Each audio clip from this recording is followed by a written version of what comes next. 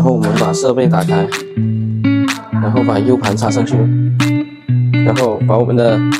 材料放上来。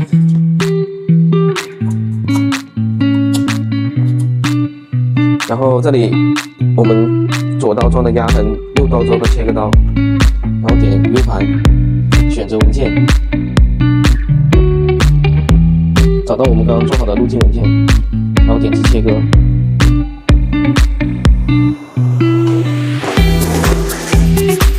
然后这里因为我用的是普通输出，没有用标记点，所以只需要把